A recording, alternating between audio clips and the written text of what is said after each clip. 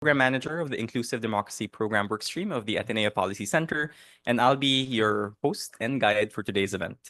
Before we begin, allow me to share a little bit more about the Ateneo School of Government, or as we call it, ASOG. ASOG is the Public Policy and Governance School of the Ateneo de Manila University, established to form leaders who are ethical, effective, and engaged in nation building.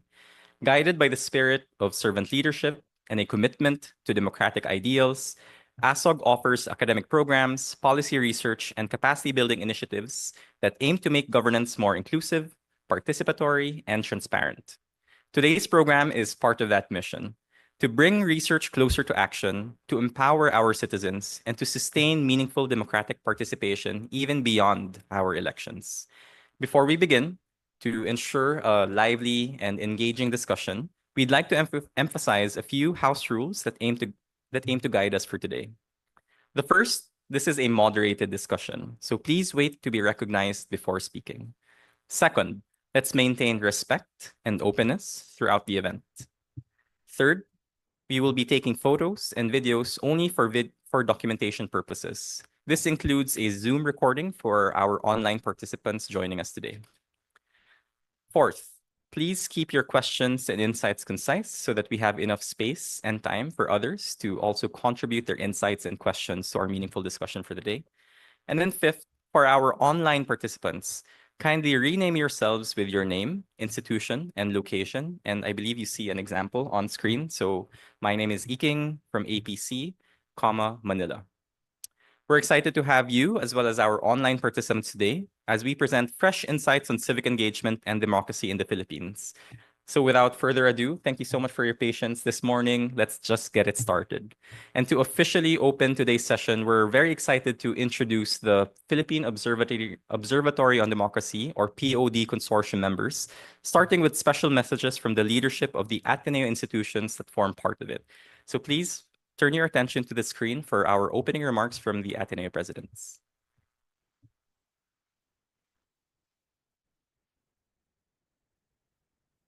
Good morning. Maayong adlaw sa tanan. The Ateneo de Davao University welcomes this progress in the Philippine Observatory on Democracy project. This is a significant step in at least three ways. First, we now have a better knowledge on how democracy is understood and appreciated. Democracy is more easily proclaimed and promoted as a principle than practiced and protected as a commitment and lifestyle. It is steeped in complexity and nuance. It is deep in its dimensions and imperatives. Hence, it is no wonder that many leaders of great nations in the world today undermine it, weaken it, even destroy it. For what purpose? For the purpose of self-serving interests, for ego projected in a massive national to global scale, for fear of losing power, wealth, and privilege, for the insanity of greed and the foolishness of the need to dominate and be in control. And that is the second point. We need to fight those who destroy democracy and promote pro-democratic leaders in our countries and societies. Third and last, the Ateneo de Davao remains committed to educate for democracy, for dialogue, and for discernment, for the common good, for our vision of a humane, progressive, and peaceful Mindanao, Philippines, and the world. The Philippine Observatory on Democracy project is consistent with the Catholic Church commitment to synodality, aligned with Jesuit values on Christ-centered spirituality, conversation, and conversion, and basic fundamental respect for human rights and freedoms. This project is thus strategic and critical to us. To the project leaders and proponents, daghang salamat ug padayon. Maraming salamat po.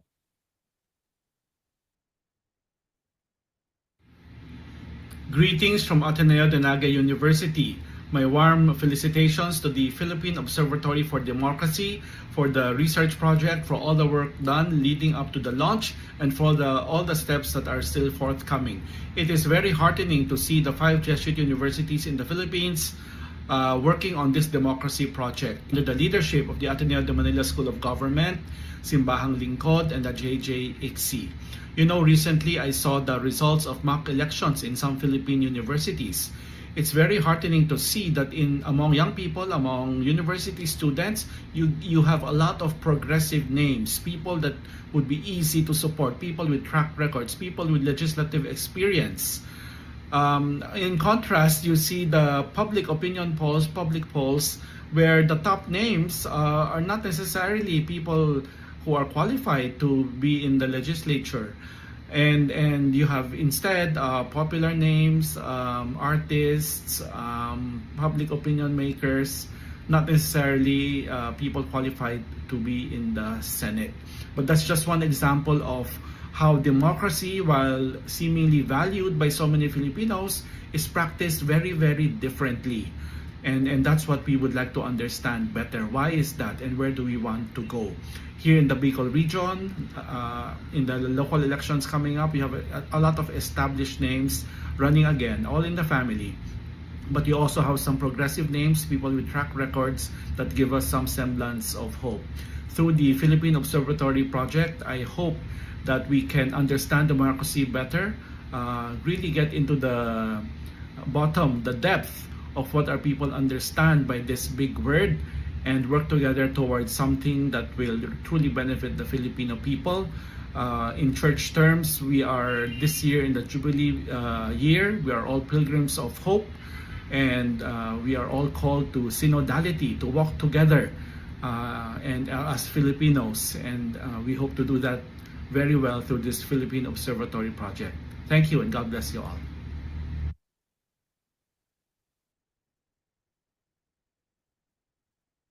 Buenos dias a todos. Here in Western Mindanao, democracy has never been an easy promise. It is something fragile, like trust, built slowly and sometimes broken. At Ateneo de Manila University, we live this reality every day. We see the young who dare to hope in honest elections. We walk with communities who still fight for voice and dignity. That is why the Philippine Observatory on Democracy matters to us. It gives us a way to listen, not just to opinions, but to deep longings. The longings for fairness, participation, peace, and the simple dignity of being seen and heard. For ADZU, this is not only a project of research, it is a commitment to our mission to form discerning and compassionate leaders who do not give up on democracy even when it is difficult, even when it disappoints. We believe that truth, even when painful, must be faced if we are to build a future that is freer, more humane, and more faithful to the dreams of our people. We are grateful to stand with our fellow Ateneos in this journey.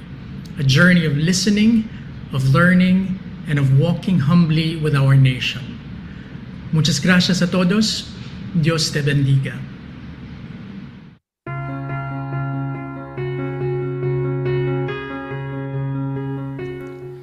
Distinguished guests, valued partners, esteemed presenters, and fellow allies in strengthening democratic institutions in the Philippines, good morning.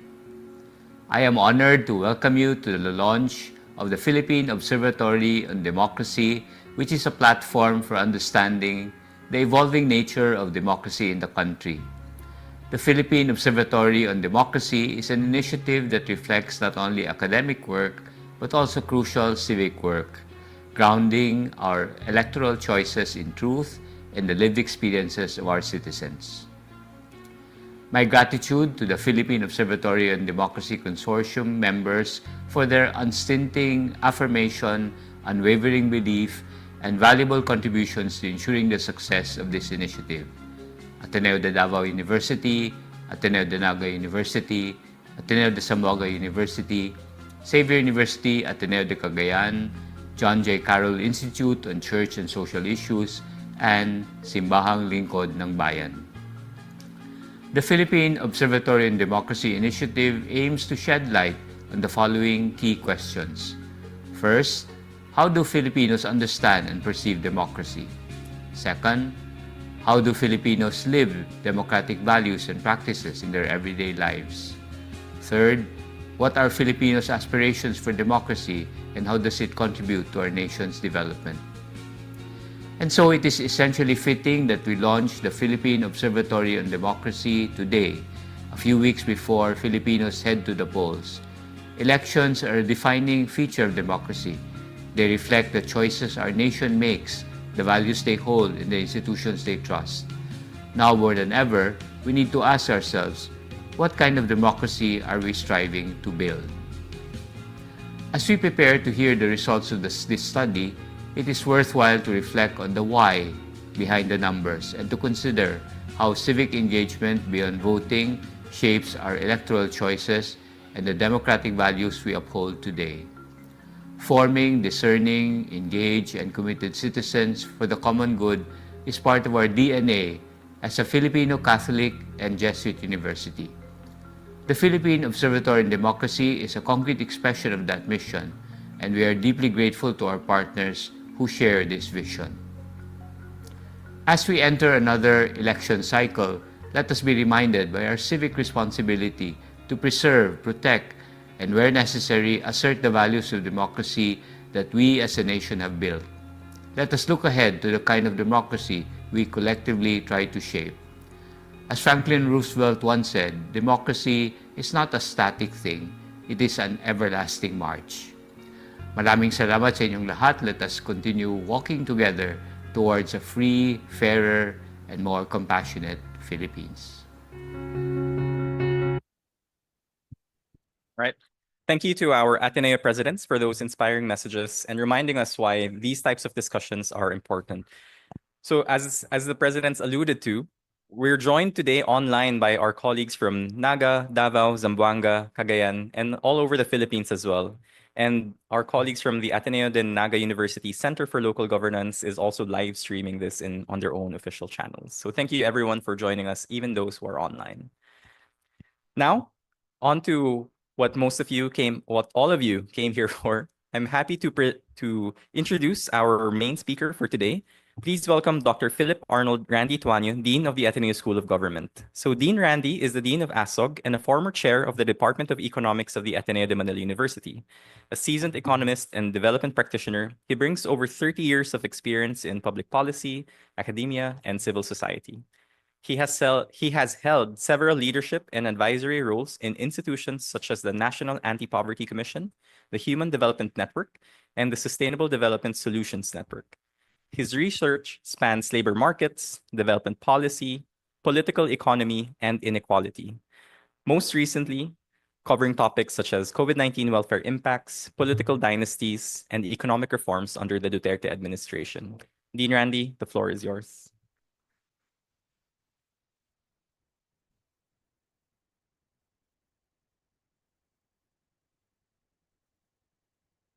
Sige, thank you, Iking, for the introduction. Before I begin, I'd like just to acknowledge some of our guests here in this forum. I'd like to acknowledge the presence of our former Justice, Tony Carpio.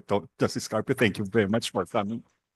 Also, I'd like to thank our university officials, headed by the Vice President for Mission Integration, Benji Tolosa. Thank you, Dr. Tolosa, for attending. And also, this is a Jesuit project, so I'd like to also acknowledge the Jesuit officials who are here, headed by the Province Assistant for Social Apostolate, si Father Non Alfonso is in the back. Father Non, thank you very much for coming. So good morning, everyone. Today, I'm honored to present to you the findings of the Philippine Observatory on Democracy, or what we call as POD. The POD was established as part of the Global Observatory on Democracy, an initiative launched by the International Association on Jesuit Universities, the global network of all higher education institutions that were established by the Society of Jesus. So this initiative was launched in the IAJU conference in 2022 and was launched in response to increasing threats to democratic institutions worldwide, specifically the rise of authoritarianism, democratic backsliding, and the spread of disinformation. As Father Arturo Sosa, S.J., the Superior General of the Society of Jesus, would like to quote from the distinguished Uruguayan political scientist and public intellectual Moses Naim, there are three P's that Jesuit universities should actually address. First is populism, second is polarization, and third is the issue of post-truth.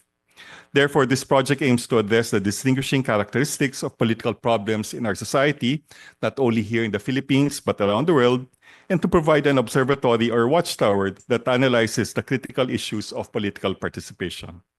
In the Philippines, as our Father President has said earlier, Father Babiap, the initiative is composed of 5 Jesuit universities: Ateneo de Naga, Ateneo de Manila, Xavier University, Ateneo de Cagayan, Ateneo de Davao, Ateneo de Zamboanga, working alongside with Jesuit social institutes such as the Simbang Lingkod ng Bayan and the John J. Carroll Institute for Church and Social Issues. Our aim is to deepen our understanding of how Filipinos view and experience democracy, especially in these challenging times, in order to develop new ways of political and civic education and deepen the consciousness of citizens on political participation, not only in their respective communities, but in our country. This year, as the Philippines enters another crucial election cycle, the POD aims to lead democracy conversations. We envision the POD as a flagship program for these consortium institutions, pushing forward the discussions that engage not only policymakers and the academe, but also the broader public. We hope that the insights we gather will feed into these critical national conversations and drive also more relevant and grounded perspectives on democracy in the public sphere. We undertake this initiative together with other democracy observatory initiatives by other Jesuit institutions in the world, including in Latin America, India, Spain, the United States, and Africa. Under this project, the study partners have agreed to undertake both a quantitative or survey-based method and qualitative or focus group and key informant interview methodologies for assessing the views of Filipinos on democracy. So this actually survey is just one part of the study, and we're hoping that the survey will actually even motivate our existing consortium partners to undertake more studies. So in the coming months, we're undertaking more deeper discussions. Well, this is sort of the first pass result of the survey of what we've did.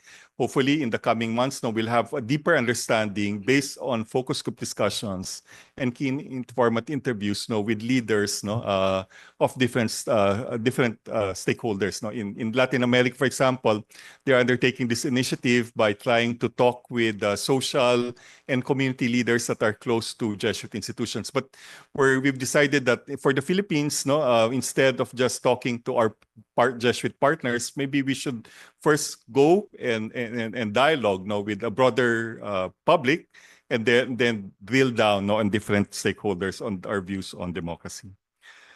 For this survey methodology, let me briefly explain the POD survey methodology. The survey targeted Filipinos aged 18 and above in 6 major urban centers: Metro Manila, Naga City, Cebu City, Cagayan de Oro, Davao City, and Zamboanga. So these are the cities where all the Jesuit universities or schools actually are located in, which will help us try to distill more deep, because these are already the area cities where the Jesuit institutions are located. So hopefully this will spur, the results will even spur them to undertake studies on democracy in their respective areas. We coordinated with a survey firm, the WR Numero, which conducted the survey from December 2 to 21 last year through face-to-face computer-assisted personal interviews using a randomized multi-stage household sampling method. In total, we had around, I think, 190 respondents, 190 respondents, per city, and 160, respondents per city. And then, but in total, it's 842 respondents were surveyed, yielding an average margin of error about plus or minus 5.2%, which is close to the margins of errors in large surveys. To ensure accessibility, survey instruments were translated into local languages such as Bicolano, Cebuano, Chabacano where necessary.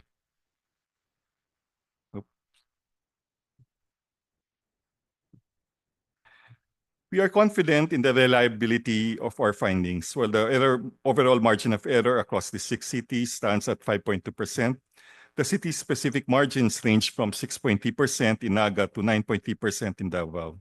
These numbers affirm that our estimates closely approximate the perspectives of the urban populations that we studied. The margins of error are similar to those found for large national surveys undertaken by respected survey firms. In this project, we hope that we can promote democratic awareness and civic engagement among students and faculty and partners through the survey and monitor and assess quality of democracy and democratic processes in the Philippines. So the first question that we were showing is, are Filipinos satisfied with democracy? So turning to some of the questions that actually were asked earlier by Father Bobby, one main question that we asked was whether Filipinos are satisfied with the current state of democracy. We found that while democracy remains the preferred form of government, only 41% of Filipinos surveyed express a clear preference for it. Alarmingly, 37% say they do not care whether the government is democratic or authoritarian, and 19% actually prefer an authoritarian governance under certain conditions. These findings point to a weakening attachment to democracy among urban Filipinos, and also confirm findings in other studies in Asia that there is high general support for democracy as the best form of government, but a low commitment to it when it competes with economic priorities or regime performance.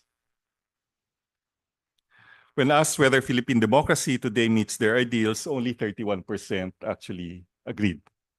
Half of our respondents describe Philippine democracy as far from ideal, reflecting a deep gap between democratic ideals Filipinos value and the lived political realities that they experience. So this begs a question: if urban Filipinos think that Philippine democracy is far from ideal, what then is their concept of an ideal democracy? So we asked this, so the next set of slides will show how Filipinos understand what is their ideal sense of democracy. So this is just a word cloud of the different responses that our survey respondents gave in the survey. So the interviewers asked them just one word. Now, what is the first thing that comes to mind when the word democracy is stated? So the first thing that comes to their mind is still kalayaan or freedom. Other strong associations include equality, peace, and government. These are followed by associations with the government, kalinaw or peacefulness, pagkapantay-pantay, equality. However, it is significant that negative associations also surface, with some respondents linking democracy to kaguluhan or chaos. This hints at a complex understanding with democracy, where liberal values are clearly associated but perhaps perceived as difficult or messy in practice. It is telling that many also associate democracy with chaos. This suggests that for a significant portion of Filipinos, democracy is both an aspiration and a source of unease.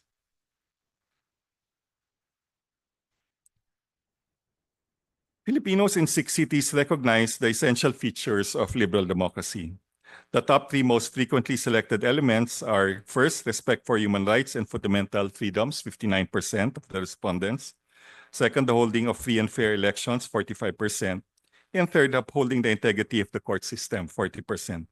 Despite these strong ideals, perceptions of democracy in relation to historical events and key governance figures hint at a different story. The majority cite human rights and fundamental freedoms, the conduct of free and fair elections, and the presence of a credible judiciary as the foundations of a democratic system. These are encouraging signs that the core ideals of democracy remain intact in the Filipino political imagination. Despite these democratic ideals, perception of historical figures reveal contradictions. A majority of urban Filipinos believe that Presidents Rodrigo Duterte and Ferdinand Marcos Sr., leaders associated with authoritarian practices, had a beneficial impact on Philippine democracy. Specifically, Marcos Sr. and Rodrigo Duterte were viewed favorably in terms of having been nakabuti for Philippine democracy. Nearly half, 49%, mentioned that Marcos Sr. was good for the Philippine democracy, while a striking 62% did so for President Duterte. These proportions are significantly higher than those for other post-EDSA presidents, where only 30% expressed a similar positive assessment for other presidents. The regimes of both leaders, Marcos Sr. and Duterte, are widely documented for serious abuses of democratic principles. Marcos Sr. for suppressing civil liberty under martial law, and Duterte for widespread human rights abuses associated with the anti-illegal drug campaign. This raises questions about how democratic bodies are reconciled with and also with other strengthening institutions. Generally, also here in Asia, citizens often praise past authoritarian leaders or non-democratic regimes because of perceived order and also suggesting a deeper cultural institutional preference for strong executive power. This paradox is further evident when we ask about the 1986 People Power Revolution. Only 33% see EDSA 1 as beneficial to democracy, while slightly higher numbers said martial law had a positive effect. It shows that collective memory about democracy milestones is shifting and perhaps fragmenting. While more than half of urban Filipinos identify respect for human rights and fundamental freedoms as the most essential elements of democracy, their perception of these leaders and people power suggests a disconnect. This apparent disconnect underscores the complex, perhaps contested, and possibly evolving nature of how democracy is understood, remembered, and valued in our country. It challenges us to explore the factors shaping this seemingly contradictory assessment, which may include generational shifts, the influence of contemporary political narratives, or differing interpretations of national history. We now go next to the key challenges facing Philippine democracy. Today, only 2 out of every 10 Filipinos, at least our respondents, believe that Philippines is a full democracy. About 1 in 10 openly admit they do not fully understand democracy at all. The predominant view for a majority of urban Filipinos, held by nearly 2/3 or 64%, is that Philippine democracy is a democracy with problems. 27% citing minor problems with democracy, and a significant 37% noting that it has major problems. Most respondents describe the country as a democracy filled with serious problems. So the question now is, what are these problems? When prompted to identify the biggest problems currently facing the functioning of democracy in the country, Filipinos pointed towards fundamental issues on governance and fake news. The top 2 concerns were corruption and the proliferation of fake news and disinformation, cited as problems by 67% of respondents.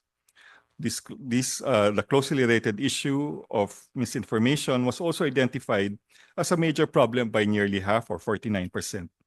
Following these primary concerns, other significant problems highlighted include issues related to government efficiency, such as bureaucracy, 22%, nepotism, 21%, lack of credibility in institutions or leaders, 18%, red tape, 10%, and a perceived lack of transparency.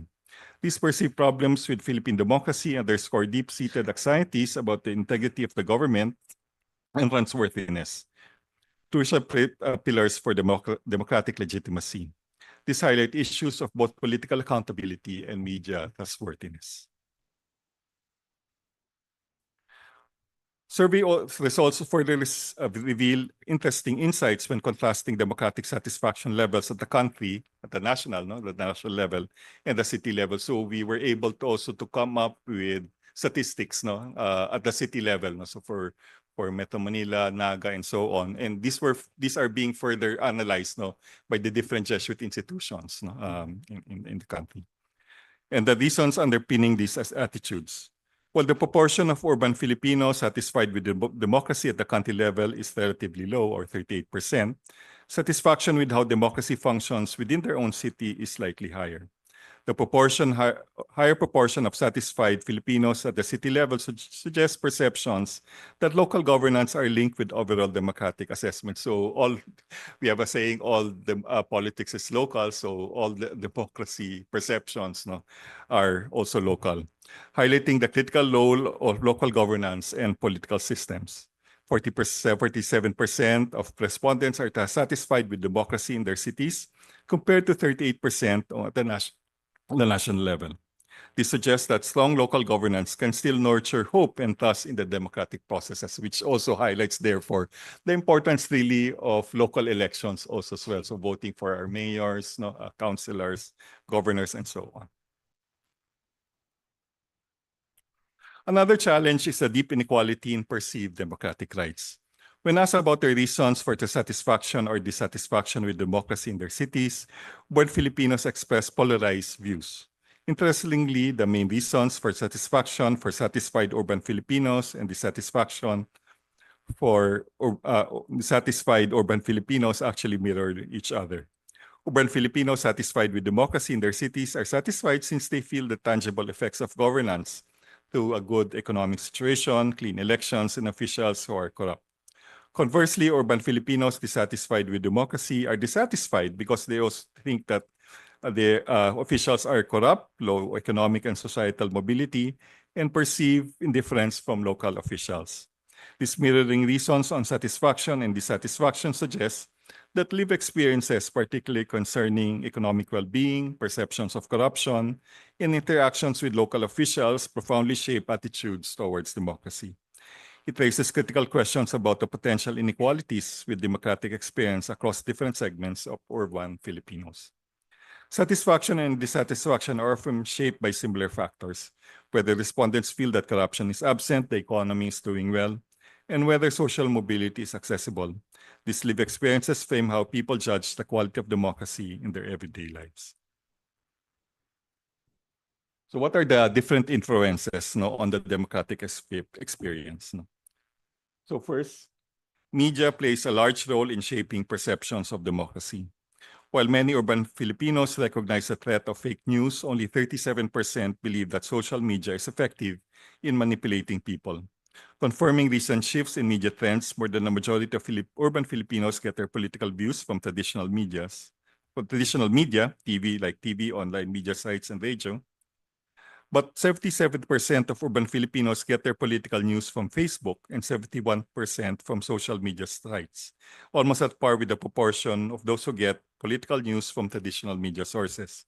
This underscores the critical importance of understanding how information circulates and potentially how misinformation propagates within these digital spaces.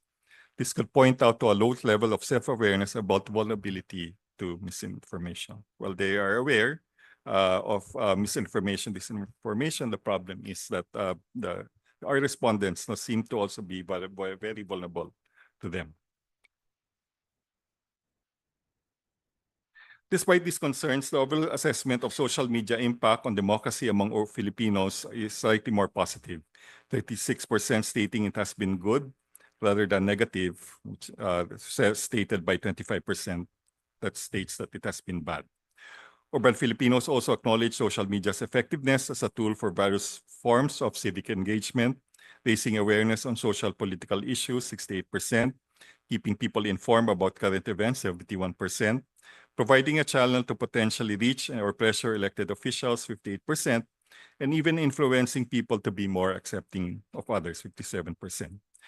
However, this is contrasted with the recognition of its potential, of media's potential to sow division, with 60% agreeing that it is effective in influencing people to be divided. Many see it as a tool to raise awareness and connect to policymakers. Yet there's also acknowledgement that it contributes to societal division. Interestingly, I think we also had a question on polarization, and well, unfortunately, I don't think we're not showing that slide in this presentation. So the results actually show that increasingly, the notion of political polarization is actually real also in our country. That there is also growing specific division in terms of political views. Maybe we can show that result in future discussions. So what do Filipinos hope for Philippine democracy? When asked about their democratic aspirations, Filipinos prioritize social and economic rights such as social protection and access to competitive elections over civil liberties. What do urban Filipinos need most urgently for the functioning of democracy today?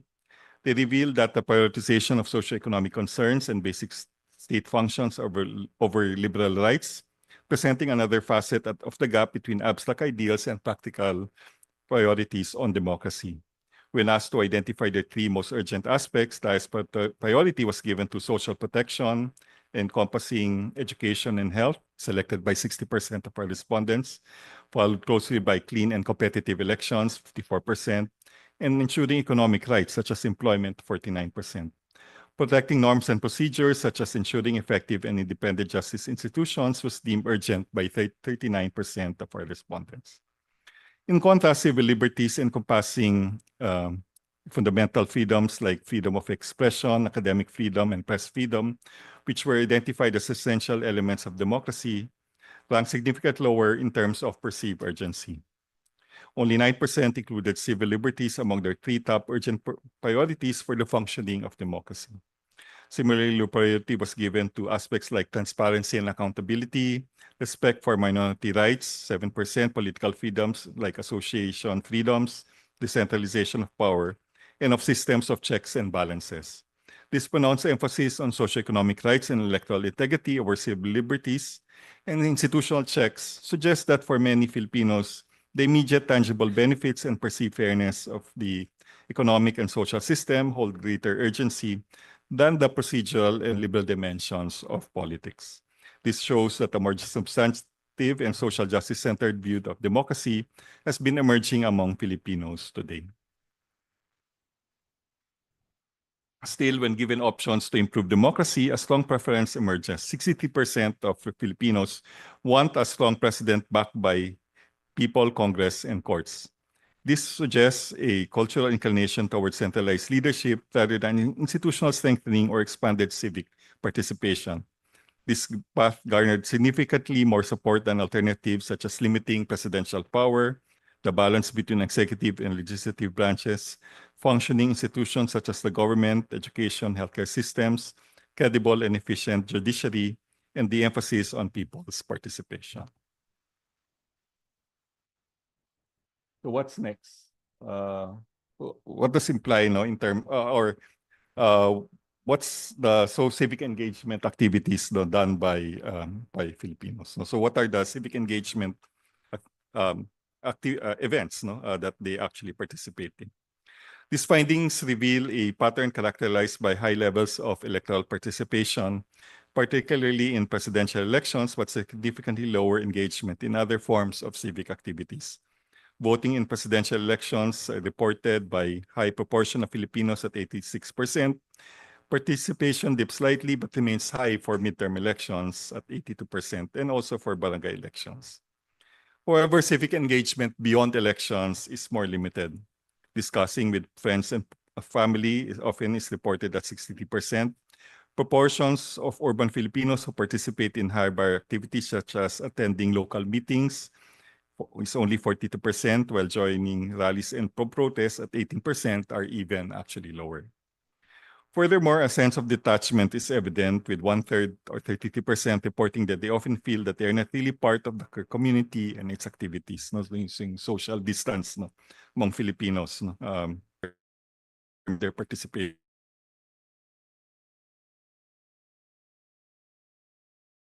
Raise concerns about the depth and breadth of civic engagement, potentially hindering the development of a strong deliberative democracy, which entails the engagement of people as equal in shaping policies that affect their lives.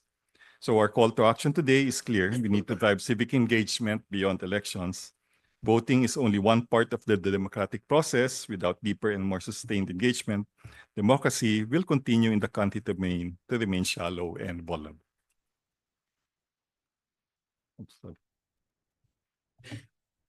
A core objective really, so those are the main findings of our research, and there are actually even more, which we will share, in the coming months. So we've shared the data set with already our consortium partners, and hopefully some studies will also be released, at the city level also as well. Parang look further trying to sort of support the findings that we have this morning, and also maybe even trying to modify, or maybe to some maybe contradict what's happening also in their local areas. But we hope that we can share more of the results in the coming months. A core objective really of the Philippine Observatory in Democracy is to ensure that the results of the survey are translated into actionable insights through practical discussions. And that's the importance really of our social institute partners, the Simbang Likod ng Bayan and the Institute on Church and Social Issues. The Philippine Observatory on Democracy firmly believes that rigorous empirical research such as this deserves a vital public purpose, not only to diagnose, but also to inform constructive dialogue, evidence-based policymaking, and ultimately collective action aimed at strengthening democratic life. These initial findings therefore represent not an endpoint, but a crucial starting point for a broader, deeper, and more inclusive conversation on democracy. So with this, the POD consortia has rated the process of dissemination and discussion from regional pilot brown bag discussions throughout March and April. So we thank our partner, Ateneo de Naga, which held the brown bag discussion earlier in April, then earlier this week. We had last week, we held also discussions both at Ateneo de Davao and Ateneo de Zamboanga also as well. With stakeholders from academe, policymakers, and civic organizations. The next step is to move beyond the circles and bring the conversation to a wider audience through public fora such as barangay assemblies and community dialogues.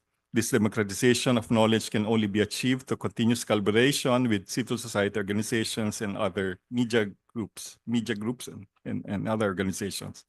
Translating insights into the impact requires supporting and amplifying initiatives that actively work towards cultivating a more informed, engaged, and resilient society, particularly focused on engagement that extends beyond the electoral cycle. So hopefully we will still continue this project. We're committed to continue this project even after the elections.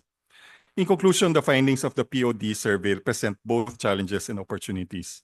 They underscore the complexities and contradictions inherent in Philippine democracy, but also highlight the aspirations and priorities of Filipinos for democracy. Addressing these challenges required a concerted multi-sectoral effort.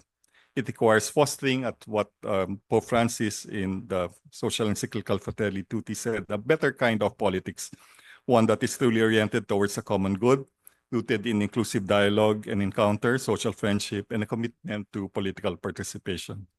Thus, our work does not stop here. Let's all utilize the POD insights as a catalyst for renewed commitment, critical reflection, and collaborative action towards building a more robust and inclusive and resilient democracy for all Filipinos.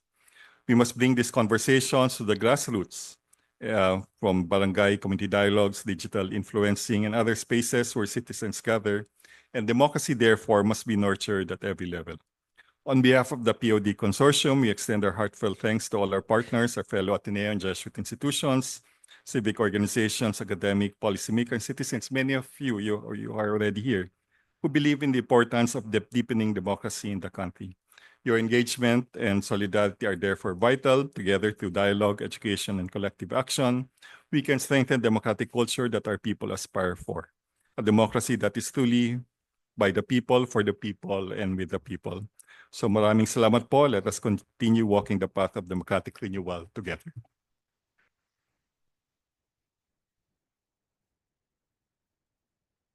Thank you so much, Dean Randy, for that enlightening presentation. I'm sure the audience has a lot of questions and a lot to unpack from that survey. Perhaps some new insights and other insights that we've perhaps felt from the ground or saw in other surveys. So we're very happy to have a panel today to discuss some of these and hear some of the insights and questions from the audience as well. To kick off this lively discussion about the results, we'll move on to this open forum. So we have with us a couple of very special individuals who have helped us throughout this process. So first, of course, Dean Randy, please take your seat over here. Thank you so much. Second is Mr. Carlo Abadines, Executive Director of the Simbahang Lingkod ng Bayan. So Mr. Carlo Abadines is the Executive Director of SLB, a Jesuit-led church-based non-government organization committed to the service of the Filipino church and nation through faith-driven political and civic engagement. With years of experience in grassroots organizing, civic engagement, civic education, engagement, and youth formation, Mr. Abadines has led SLB's efforts to promote good governance, social justice, and active citizenship. Next, we have someone all the way from Davao, Dr. Rosalinda C. Tomas, the chair of the Department of Anthropology at the Ateneo de Davao University. Dr. Ago Tomas earned her doctorate in anthropology from the University of Queensland in Brisbane, Australia in 2001. She received her Master of Environmental Management degree from the same institution in 1996.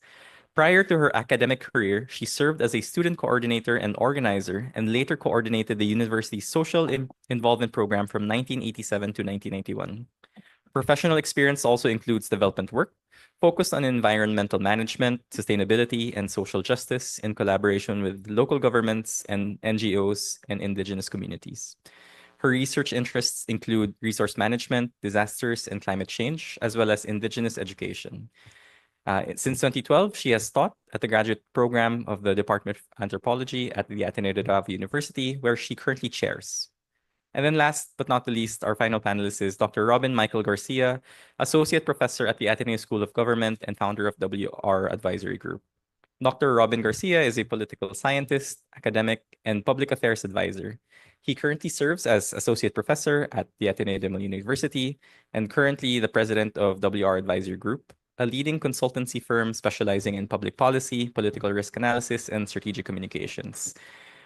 He, as we mentioned, also founded and currently is the chairman of that opinion research arm. From 2023 to 2024, he was a visiting scholar at the Perry World House at the University of Pennsylvania, and he was named an Eisenhower Global Fellow in 2023. Dr. Garcia's research interests lie at the intersection of political economy, international relations, and political psychology with a focus on Southeast Asia, the Philippines, and China. He earned his PhD in international politics from the School of International Relations and Public Affairs at Fudan University in Shanghai, where he was honored with the Dean's Award for Academic Excellence in 2017. He also holds a Master of Public Administration from the University of the Philippines, Diliman. And last, finally, but certainly not the least, who will guide us and moderate this discussion is Sir Leon Flores III, Professor of Practice at ASOG. So Sir Leon is a longtime advocate for youth empowerment, democracy, and inclusive development. He was the chairperson of the NYC, the National Youth Commission, under President Benigno Aquino III, where he advanced key reforms as the SK and juvenile justice laws. He also spearheaded the Abot Alam program and launched the YDI, or the Youth Development Index. He has co-authored several studies on youth political participation, contributed to the book entitled Building Inclusive Democracies in the ASEAN, and is currently the Secretary General of Acción Democrático. Sir Leon also played a pivotal role in MSME development as the former program manager at the DTI, where he helped reboot OTOP, or OTOP, as we more know it, and launch Go Local. Today, he is an entrepreneur and co-owner of one of our favorites, Terikas Baksilog, while serving as a professor of praxis at ASOG. So before I officially turn it over to Sir Leon, just a few guidelines for those who would like to ask questions. For on-site participants, we have 3 microphones set up. Please line up at the designated microphones, and some of our ushers will help you. And when you're ready to ask a question, Sir Leon, our moderator, will call on you. Once you're called, please state your name and organization before asking your question. And again, we kindly request that you keep your questions brief and concise to give space and time for others. For online participants, you may send your questions to me, and then I will pass it on to Sir Leon towards the end of our discussion. So without further ado, Sir Leon, I finally turn it over to you. Thank you. Thank you, Iking, and thank you for the shameless plug. Yes, there's a Terikas Baksilog at the Gonzaga Hall. But before we digest that, there's a lot to digest in the survey that was done. So maybe let's kick off and hit the ground running. Who would like to start asking a clarification or question on the survey or in the study that was presented? And then we'll ask some of the reactors here, right, to answer. Yeah. Based on, yes. Go ahead, ma'am. Again, please introduce yourself and your affiliation. Good morning. Apple Oreta from the Department of Political Science here in Ateneo. And thank you very much for the presentation. It was actually very enlightening. This is just more a clarification and perhaps maybe an area where we can move forward in terms of the research. I'd like to be clarified on whether or not the study aimed to assess the effectiveness of the democratic political system in terms of addressing the expectations of the people? Or is it just focused on the perception of people regarding the concept of democracy as a common concept? And I'm asking that because I was triggered with the survey where you presented Duterte and Marcos having a high percentage, no? And I think, and I'd like to I'd like to understand, or I'd like to interpret that as more as more as a manifestation of these two leaders as being able to mobilize the bureaucracy, no, in delivering results, and not necessarily based on how not necessarily people interpreting them as contributory to the concept of democracy. So I'd like to, again, my question is it more focused on the measuring the operationalization of the democratic political system, or is it more just focused on the perception or the appreciation of people regarding the concept of democracy? Thank you. Yeah, go ahead, Dean. Well, yeah, thank you for the question. When we started the survey, and that's also how, well, this project now started with the Jesuits in Latin America, looking at citizen perceptions of democracy. It's really just to gauge what people's views are. Parang we, yung assessment, parang when we were designing the survey, or identifying the survey questions and designing the survey objectives, we really didn't think that we would go on in assessment. And I think I think that would still be a second part, no, of the study of this project. Kasi we just wanted to get a gauge of what people actually, how people view democracy, how they actually, as Father Bobby, no, in his introduction said, what people viewed about democracy, what were their important characteristics, no, for them, democracy is, no, and how do they perceive, no, democracy actually in terms of how maybe to some extent, or how do they participate, no, in actions, no, that could further actually further the democratic space. So essentially, I think it's just a first pass. Hopefully, in the coming months, we'll have more studies that are undertaken with regards to maybe looking at maybe why. Kasi even this study raised a lot of questions, no? For example, I think one question that we have, no, is that while there's a very strong preference, no, for at least, no, plurality preference for democracy, one issue is that it doesn't seem to be there's no, well, it's not clear how the democratic values and norms operate, and therefore that's a question, no, that we have. So even if they prefer, no, democracy as a form of government, but these values and norms are not that are part of democracy are not preferred. So this raises a question really of how democracy will evolve, no, or participation will evolve, no, in the coming years. Any other reactor would like to comment? So more of overall perception. Yes, Sir July Tiang. Gandang umaga po. July Tihanki from the other university in Taft Avenue. First of all, I would like to congratulate the Ateneo Consortium for this very important and critical project at this point in our nation's history. And again, I'd like to congratulate my dear friend, Dean Randy, for leading this. Just as a reaction to the reaction of my other colleague, Dr. Apple,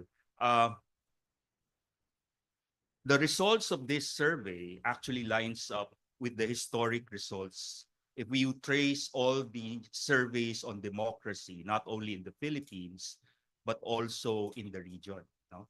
If you look at the Asia Barometer survey that's been conducted for almost a decade already, we already see the trend and the pattern. And if you look way back and compare the results of democracy surveys conducted by the two pioneer survey firms, SWS and Pulse Asia, we also see the pattern. No? So for example, if you look at SWS, all questions asking about the former dictator, the negative sentiments were extremely high immediately after EDSA. But as we, historically move away from that period, the favorability factor with regard to the dictatorship and the role of the former president Marcos, has become more favorable.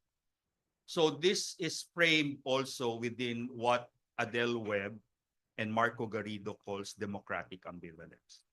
So as a way moving forward and as a response to that puzzle of how come at this point the ordinary people perceive autocrats like Marcos and Duterte as having contributed to Philippine democracy, perhaps we should also question our conception of democracy, right? We should revisit the concept of democracy and how Filipinos look at democracy. Because right now, there's a raging debate. If you go down south in the Visayas and particularly Mindanao, they have a different conception of democracy. And they have a different appreciation of Duterte's role in Philippine democracy. So it's something that as academics, we have to distance ourselves emotionally. We might have our own preferences or our own biases. No?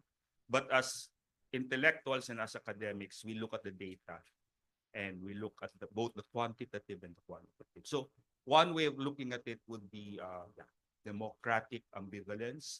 Particularly in the region, Asia has not been fertile ground for democratic values, although in the Philippines, we are a cut above the rest because we prefer democracy, but we also consider it as being messy. And our version of democracy is democracy guided by a strong arm. So whether that's still democracy, that's part of our continuing conversation. Maraming salamat. Thank you, Dean. Yes, sir.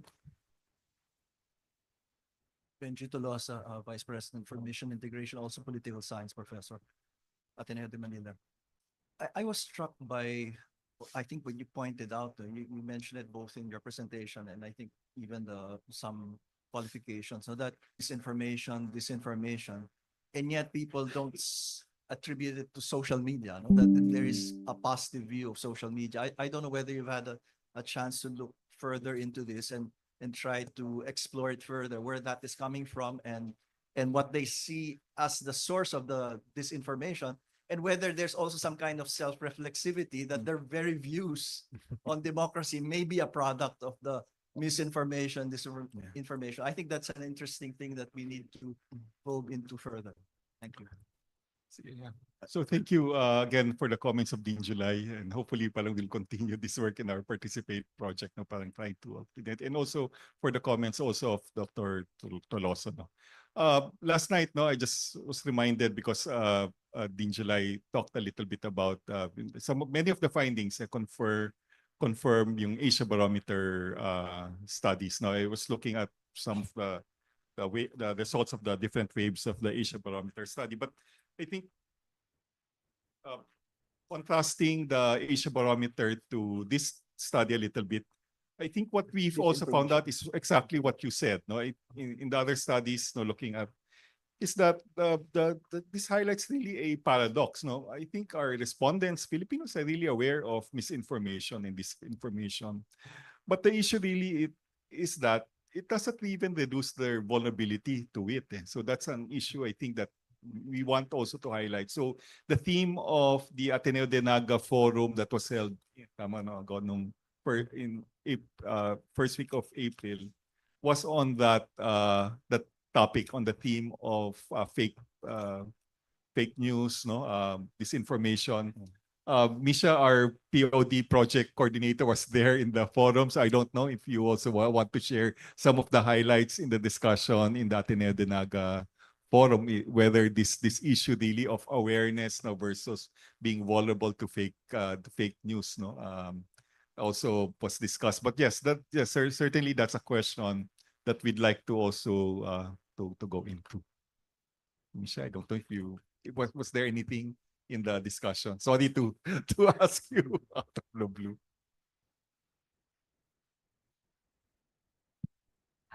Thank you po for the question and thanks din Randy. So I was part po of the panel din dun sa social media brown bag. So we presented these results but there were reactors na focused on social media. So meron din parang actually from the government also. Most of the people there or the participants were students as well.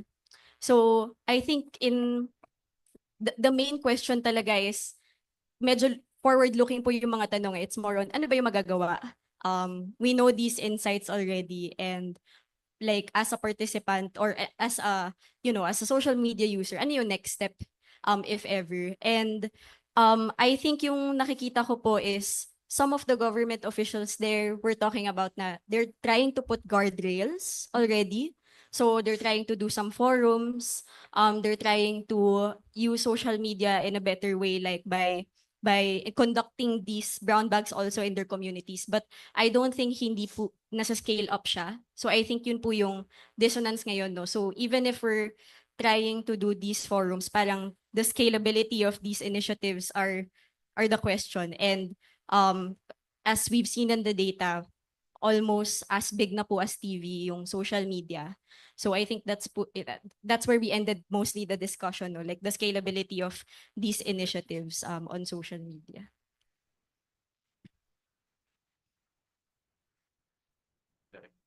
Thank you everyone for the questions so far. I'd just like to go back to the question of Professor Aprin also, just growing from the answer of Dean Tiangki, who graciously volunteered an answer on democratic ambivalence. But if we go back to the data actually that was presented by Dean Randy, there are several things that we can glean from it to answer the question of the PUD, it seems to me when I read it, actually does answer the perceptions about democracy and the expectations for how democracy can be improved in the Philippines. And several data points might be interesting. Number one is it does suggest that the urgent issues that democracy needs to address is delivery of social services and economic output. So based on that data, it's really output legitimacy. It's what you could get from democracy. It's solving the material depravity of Filipinos that matter for them, and they connect the solution to material depravity to democracy. So it's output driven. Number two, there's also this procedural aspiration where they ascribe democracy to fair voting in elections. So at least that we have. But if you look at those two data points on solving material depravity and sort of the procedural expectation for democracy, you don't find the support for values as much. No, it did say human rights earlier, but the biggest outputs that are being expected by people are more material things rather than values, no, that we hold dear, such as human rights and things like that. And yeah, they feel that also the support from that's surprising because in the same data here, it says that democracy will be better with strong executive leadership and less accountability, checks and balance from institutions such as Congress. So it does. Maybe there are undercurrents of, in Asian democracies, there's support for strong leaders. It's more hierarchical rather than flat, right? So that has been a debate for decades now. I'm sure a lot of the political scientists here know that. And yeah, fourth, maybe just the issue in fake news and social media, because it is the biggest source of sort of information. As Dean Randy pointed out, they might be aware of that, but they're still susceptible to that. But there's a social psychological term that maybe I'd like to throw in. It's the idea of the availability bias, no? Ibig sabihin, because we're boundedly rational individuals, tend to believe the information available to them right away. So that's what the algorithm tells you. Sort of it puts you in a bubble, no? So it's that sort of concept that I also want to say. So maybe these four things is already in the POD data, and it does talk about the expectations for democracy and how they perceive the current state of Philippine democracy. Thank you, Doc Robin. Yes, go ahead. Sure, Ms. Apple. Maybe just a recommendation for future studies, no? Because I noticed that the areas where the studies were conducted are on all conflict areas. So Naga, Davao, Manila, Zamboanga, these are all conflict areas. But I think that's not included, or that perception is seemingly absent, no? Maybe I'm wrong, no? But I don't know the entire data set. But Sorry, ma'am. it's How do you really- define conflict areas? There are armed groups that are present in the locality, and the presence of these armed groups actually have a direct impact or direct effect on the capacity of the bureaucracy in delivering services. No, this is just connected to what Robin mentioned. And I suppose that maybe in the future, that lens should be included in the discussion, because my sense is that the Filipinos' perception of democracy is really anchored on the capacity of the bureaucracy to deliver services. No? So the frustration of people regarding the democratic political system is not so much because of the notion, but more because the bureaucracy actually fails, no, to deliver the expectations of the people. So maybe future studies, no, we can pursue that. Thank you. Yeah. Thank you, Ms. Apple. Yes, please. We can keep this as free-flowing as possible, Al. Please, those are... Sorry. I'd just like to add, no, I agree with Robin, I agree with Apple. It's actually about performance legitimacy, and what makes Singapore as the proof of concept that authoritarian works is that if you go to Singapore, we can see the evidence immediately, right? But it's not a fully consolidated democracy. It's not even a democracy, although it pretends to be one, right? So for a typical Filipino, we will all want to be like Singapore. There's order, everything works, diba? The train comes on time, etc. No? So it's really about outcome, no? And right now, even within the liberal circles, no, there's a shift, no, of focusing too much on markets and more on abundance, no? And this is what they call abundance liberalism or abundance economics, no? In which this is not boyabunda.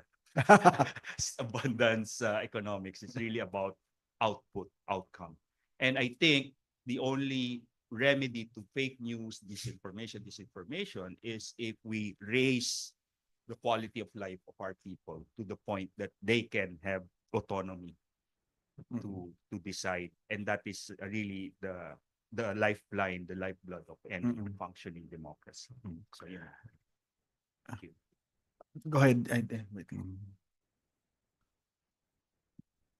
Let me also highlight the point that came out from the survey, that I think there's greater satisfaction in terms of yung local, yung city level democracy rather than democracy as is practiced at the national. Yeah, so grassroots democracy. So very strong. I think, as you said, no, you said, no, in July, no, about the perceived performance really of democratic leaders or political leaders, no, is very much important. And since we don't have the political parties that try to link the national and local now, no, so very much important now in how people's perceptions of what democracy is, what the performance really of their local leaders are, no. So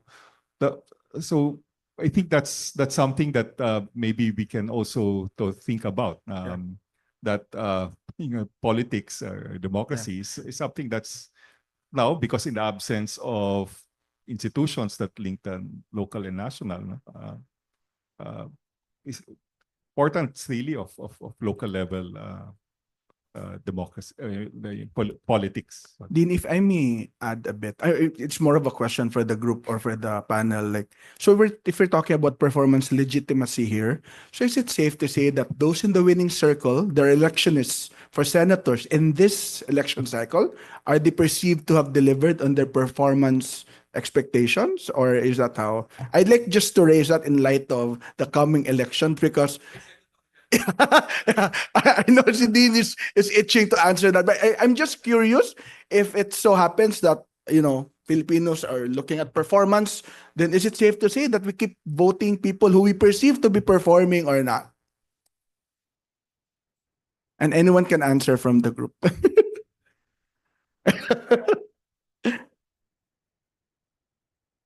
Go ahead, ma'am. I think it will be both, no? Both in terms of performance and at the same time, affiliations with families, especially at the local level, no? Because at the local level, of course, we always have a more dynastic influence considering the leadership, including, for instance, in Davao City.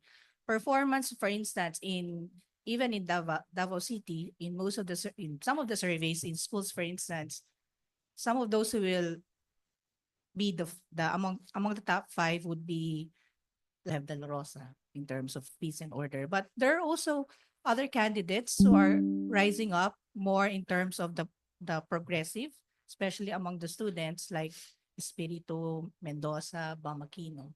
But in many ways, at the local level, I can speak for Davao. A big influence is of course the political landscape, no? The history, the context of the area, and therefore people in a way have a lot of preference for local flavors, even at the national level. So many of them will also push for people whom they actually relate with and are also related to certain politicians that are associated with people at the national level. Ma'am Oga, I don't mean to put you on the spot also, but I know it has not been shared. But one of the findings, and we haven't shared it now, but in Davao, for those respondents, medyo mataas yung hindi daw nakabuti ang Duterte compared to the other, is that a shifting of the winds, or I don't know, there's some to be an irony there when we found na medyo marami-rami yung, at least for the Davao respondents, no, that they're saying na hindi nakabuti. Mas marami yung hindi nakabuti generally. As a percentage of compared to the other presidents. Any observation on the ground? And don't worry. Yeah.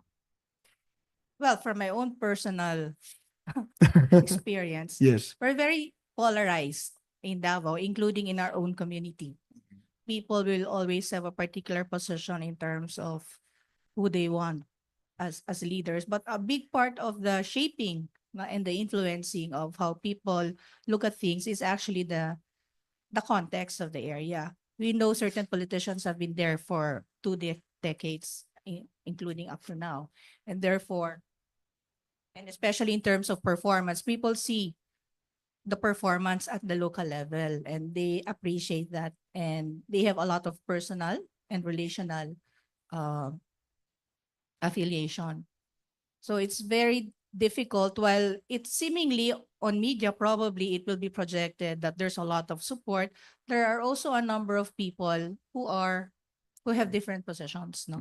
But of course, because Davao is a stronghold, a political stronghold of certain families, we usually associate it with only as such, but there are really other groups who think otherwise.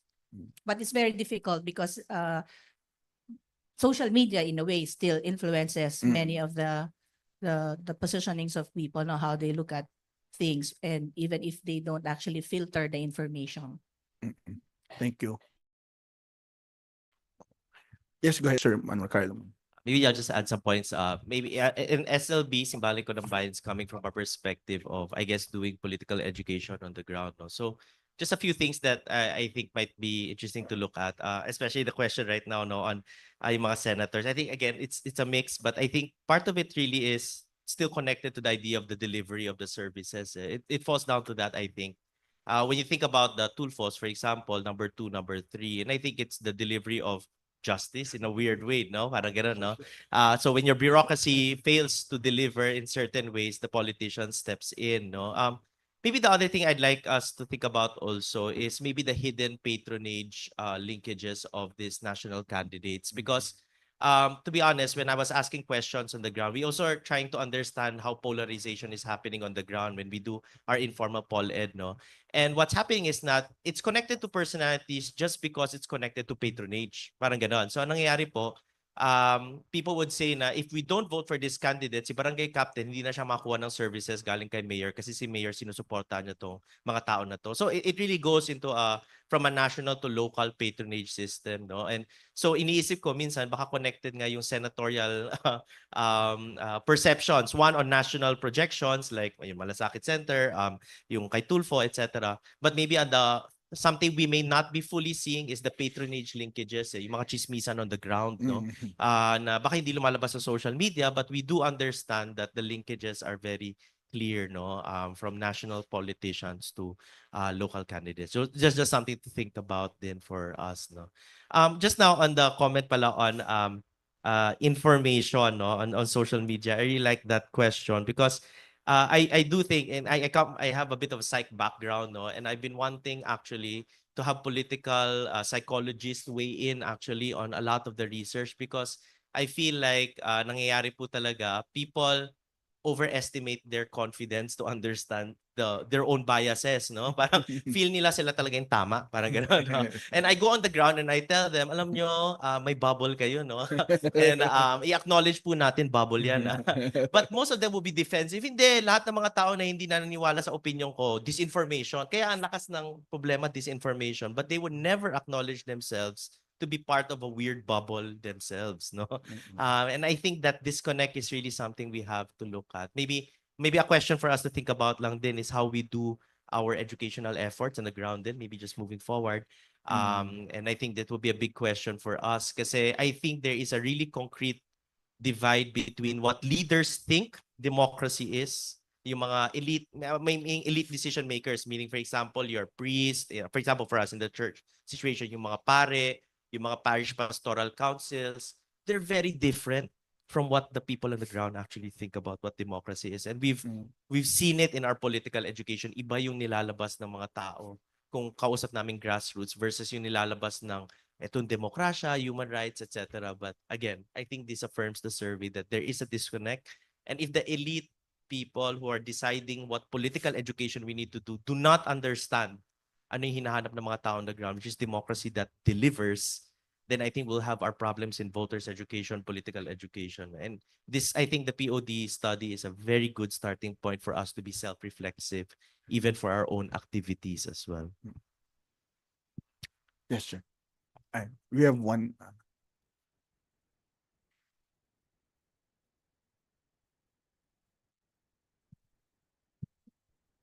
Hi, good morning. I'm EJ Afilada from the Department of Interdisciplinary Studies here at Ateneo de Manila. And I would like to respond to the previous point. So I teach a course here, it's called Imagining History. And one of the readings I assign is, as mentioned earlier, Marco Garrido's research on EDSA 3. So for the students who may not have been born when that happened, EDSA 3 was a response to the EDSA 2 that ousted ERAP. It was ERAP supporters also mobilizing on EDSA in support of ERAP. And what he talks about is, for the people who were part of that EDSA 2, who were against ERAP, this EDSA 3 was anti-democratic.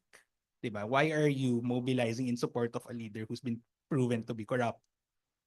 But what Marco found interviewing people who were part of EDSA 3 was they interpreted their participation as an exercise in democratic values. We voted for this person. We are going out to the streets to support him. And just in connection to that, I'm curious if it's possible to further break down the data because we've all noticed that there's this possibility of different conceptions of democracy, as just mentioned by Carlo. Is it possible, for example, to take the subset of people who agree that Marcos and Duterte were nakabuti sa demokrasya, see what their priorities are, and compare that to the other side of people who did not see them as nakabuti sa demokrasya, and see if we can, sa level pa lang na to, before doing another stage, see different conceptions of democracy?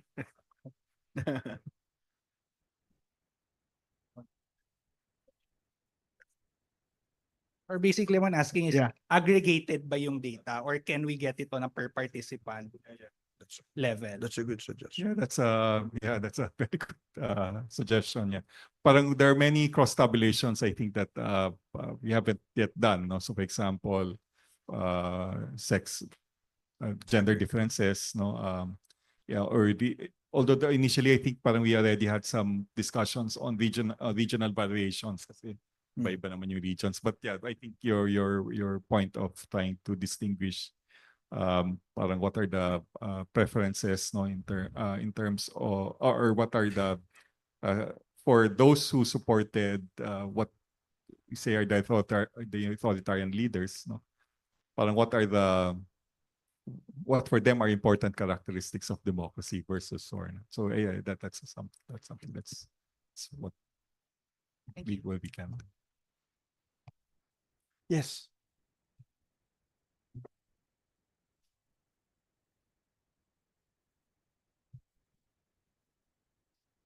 Hi, I'm Mika. I'm a graduate student in the Department of Economics. And as an economics student, just adding with this question about the preferences of specific people.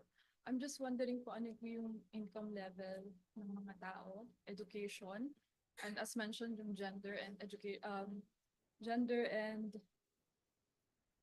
their employment. And so I think this is a great starting point for further studies when it comes to economics, because maybe their perception of democracy also correlates with how inequality is perpetuated. And so, or their income level as well. And so I just want to know if there are further data when it comes to this. And I also understand kasi with our department that several students are making theses about this, about specific subsets of people. For example, males who are from the lower income, for populist presidents. And so maybe this data is skewed to a particular subset of population. Yeah, maybe I don't know if you want to answer about the income question. I guess. Hello. So I think great question. No? I think madami yung interested talaga in segmenting people. So I'm in charge of like the data analysis statistician at the Ateneo Policy Center. Yeah. So definitely interesting talaga yung insights, like may differences ba sa income and their perceptions of understandings of democracy. And I think what's great with POD is that we didn't just settle on demographics. Like we had questions on household income, we had questions on their level of education, but we also went beyond. We asked questions specifically on inequality. Like, feel mo ba may unfair or hindi fair yung wealth distribution in the Philippines? May ano ba, may regional differences ba? May concept ba of Imperial Manila? But unfortunately, at this point, we haven't looked at the crosstabs yet. And I think that is yung mga future steps ng POD to look at further and invite other researchers to look at the data and form hypothesis. So, yun. But we don't have an income variable, no? We have the... we have, okay. So good to see. Yeah. Yep, I'm reminded lang of parang this, just putting on my other hat, no, in the Human Development Network. When we published parang our last report in 2020-21, we included parang sort of a box in the report on written by Jean Caraos of ICSI. And we got data from the World Value Survey. I think when we asked her to write that box in the report, parang we were looking at what were the views on a preference for a political leader, whether they wanted a democratic leader who does consultation, or a leader who's a strong leader who makes decisions without needing to go to Congress. And an interesting point, and I don't know if we can tease out this out also from our survey that we had from the World Value Survey, was that it was really the upper income groups who had a preference for strong leaders who don't need who don't need to go to Congress to get their sent for decisions. And we interpret, I think Jing interpreted that as, because I think for the upper income groups, parang there was even an increase from 2002 to 2012 that these upper income groups had a preference for order, di ba? Parang ayaw na they want faster decision making, and I think that's also the reason why you had a preference here, no, for many of our respondents, no, for strong leaders. That what. I think po kasi the correlation is very important here, especially when making the studies. Kasi when we're presenting these kind of surveys, when variables like that are missing, people might think that this is a generalized view. Although it is true, there is a sample, but lacking that kind of nuance for, are these male respondents, or are they mostly from the lower income, puts into play of like the historical and a lot of other factors. Thank you po. Yeah, thank you also for the points on for this disaggregating the data set. Yeah. No? One of the also limitations that we had, no, in doing the surveys, that yung our issue of resources, no, we initially wanted to do a national survey, but because of our limitation of financial resources, we had to just choose, no, or to undertake, no, a survey with a limited set of respondents, just being comprised of those in the 6 cities. So we're glad that our Assistant Vice President for Research and Creative Work is here, Dr. June Aguilar. So maybe in the future we will put up a proposal, no, that can allow us to do a broader survey. Sorry, Dr. June, to put you on the spot. Here will add one more. Hello. To add lang on the Nika, no, on the correlation, I think, yeah, it's definitely great nga to explore. But I think, yeah, yung strength ng POD is that, like, it is a representative survey. So like parang we weighted already the income classes, and parang the aggregate results are aggregated results of all the segments of the population. But definitely, we do need to look at the correlations and establish those relationships. But yeah, the POD is like an representative survey. Good point. Yes, ma'am.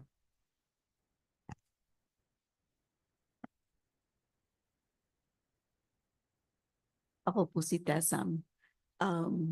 Maybe just a short background. I was an activist and NGO worker for 23 years, and also served in government for 4 presidents for 22 years.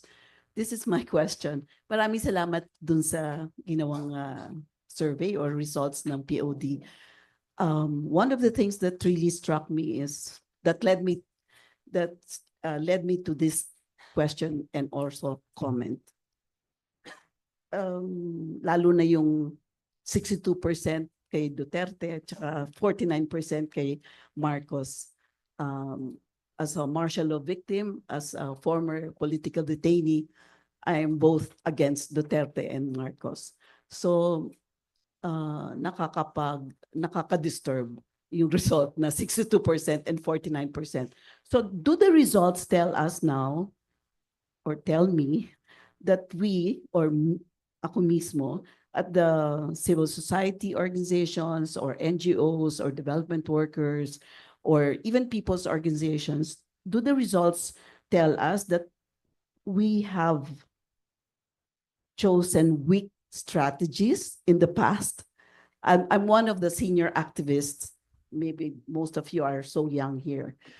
But are you telling us now, or do the results tell us that we have chosen the weaker strategies in making our Filipinos understand or even internalize or practice democracy? I don't want to sound pessimistic, but I just want to to feel more hopeful when I leave this forum. Go ahead, Sir Carlo. Hopeful ba? Hindi. No, I think the trend is clear, no? Democratic backsliding is really happening worldwide and in the regions, and there may be multiple factors for it. One, I think we really need to confront ourselves as civil society, no? And I think there are more studies coming out, which I mentioned kanina po, no? Baka nga may disconnect talaga ang iniisip ng mga leaders with how we're connecting with the ground, because it's clear also that our bases are becoming weaker. Less and less people are associated with civil society democratic forces, no?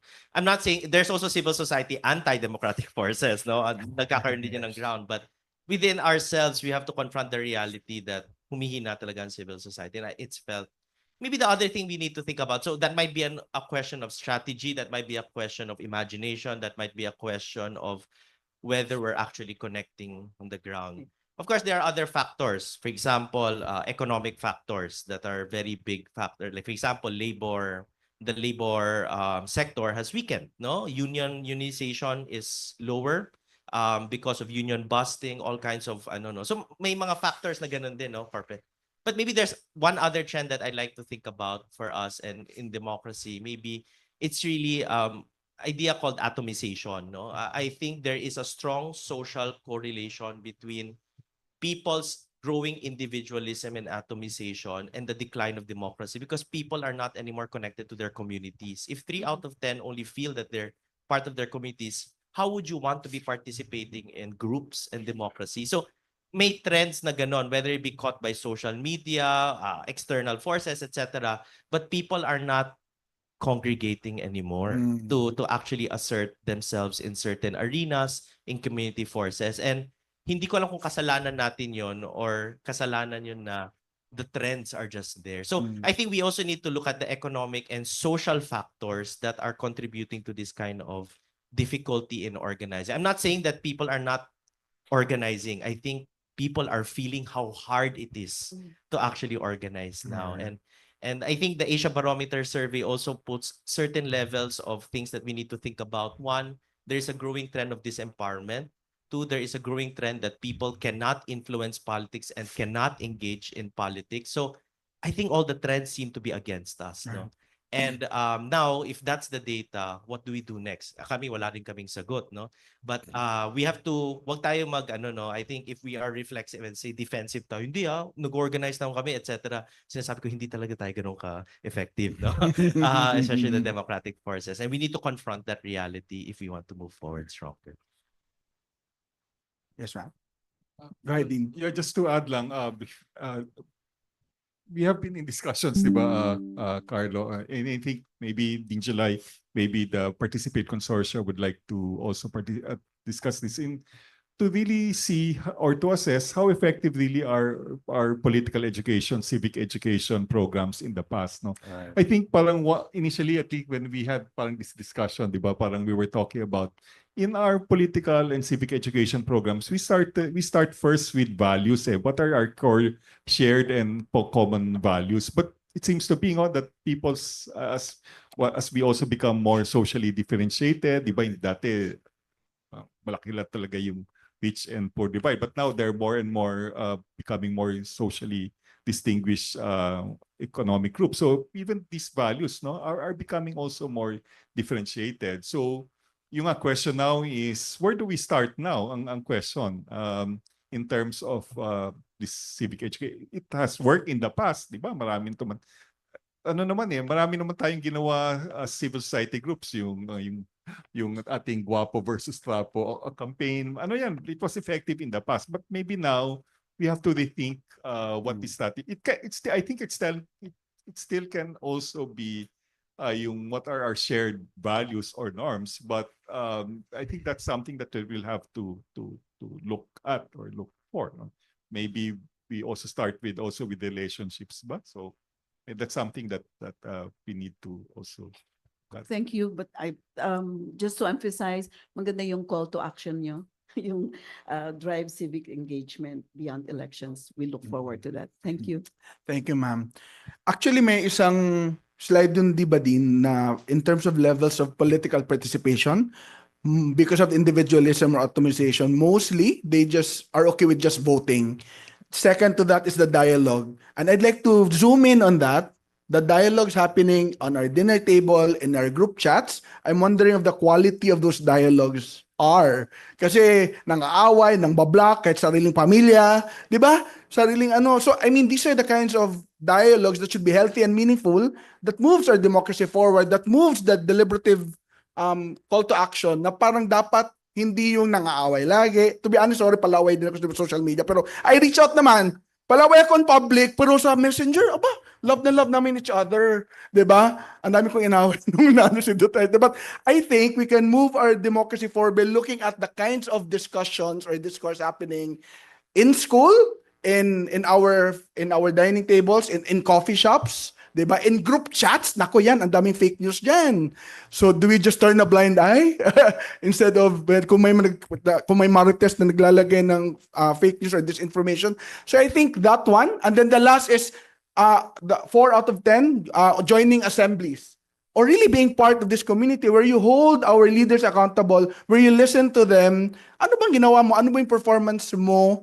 And I need to hold you accountable. So I think that is for me a very important slide to look at and unpack further, because doon natin makikita what people are actually doing in terms of appreciating our democracy further.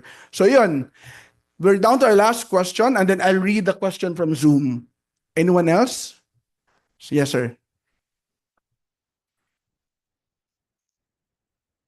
Hi, good morning. Morning pa rin. Ayun. Hi, good morning. My name is Joseph Marzan. I'm from Daily Guardian. It's a regional newspaper based in Iloilo City.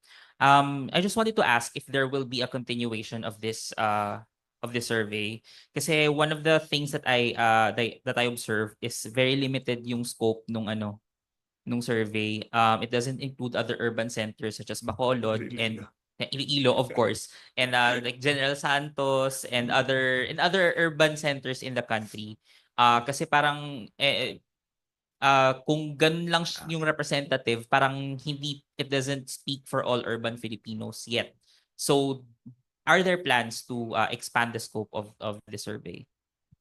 Well, certainly the next phase of this project is to really, as many of you have pointed out, is to dig deeper into some of the issues here, because of course a survey is only useful just to provide some quick answers to some of the questions that we have. But of course we want also in-depth answers also as well. So for example, the question of why people are vulnerable to misinformation despite being aware of it. So we'll have to, and so that's why at least the plan of the consortium is to do more focus group discussions with certain groups, no? So with different groups. We are hoping that we can do another survey again in the future, but much of this really will depend on our partners on the ground. Diba? This is a national. This is not Metro Manila only. This is not here only, but hopefully, parang we will have more also academic institutions or civil society organizations interested in this study, and hopefully we can together dig deeper into some of the issues that were raised in this study. And if I may be allowed for another question, just a very short question. Na-notice ko rin kanina na nag-present ng brown bag sessions with on the ground, no? Have there been any feedback from the participants that show that yung call to action natin is already being taken up? I was in the Zamboanga parang discussion, and there were discussions on the implications really on how we teach civic education in classes. Parang there were questions about when we talk, maybe faculty, kasi we had faculty in attendance there. Maybe parang one point that came up is that maybe we shouldn't assume that our students actually know or have this preconceived notion of what democracy is. And we have to show it as shown here, no? Parang there should be some performative value, no, of democracy. No, it should be illustrated even further. Those are some of the implications, no, that were discussed in the Zamboanga Forum. I don't know ago in the Davao Forum or the Naga Forum. In the Davao Forum, actually, what was highlighted was more on how we navigate internally because even internally, we really have to do a number of things. And it's very challenging considering where we are located. So although we also wanted to uh, widen the civic engagement, but in what form? Probably that is also another question. How do we translate better the results as well? And how do we also engage other people? So I think both ways we want to do the actions in terms of the internal and also the external. Dean, if I may add lang, no, because when I was looking at the K-12 curriculum, this was during the pandemic because I had a lot of time. So, nung tininan ko talaga yung buong for Civica and other itong mga natin, no, makabayan, a lot of the resource materials na kulang is really on the civic engagement, like yung how people see their state, their relationship with governments, branches, simple things such as branches of government.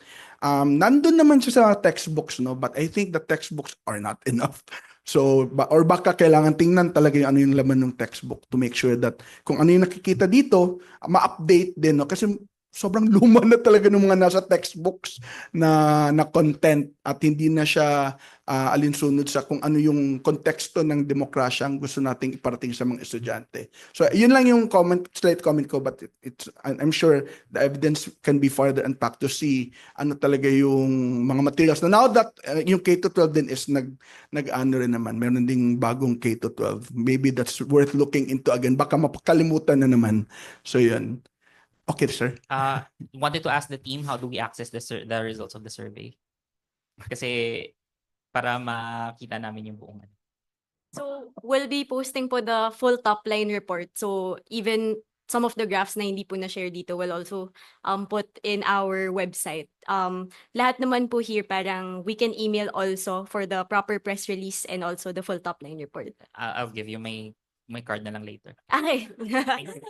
Thank you, sir. And we will appreciate if you can also give us if may write up or article about it. So we appreciate people really amplifying all of these, in your respective spheres of influence. So my last question na lang, I think maybe just more of a call to action question siya.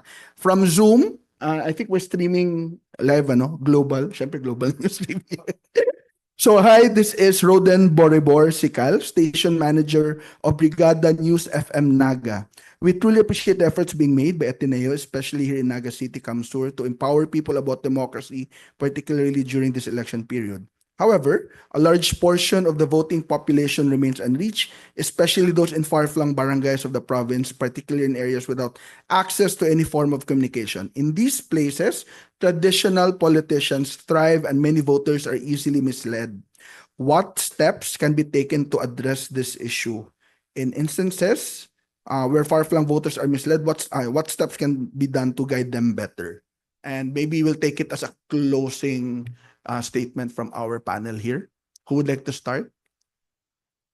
The one with the microphone. Yes, go ahead, Ma'am. That's really a challenge, no? But I think in terms of our engagement, we also are able to locate different networks, even in far-flung areas. So probably we'll have to find a way how to translate the results and how to do more civic engagement through our university community engagement processes. Many of us belong to networks, and for example,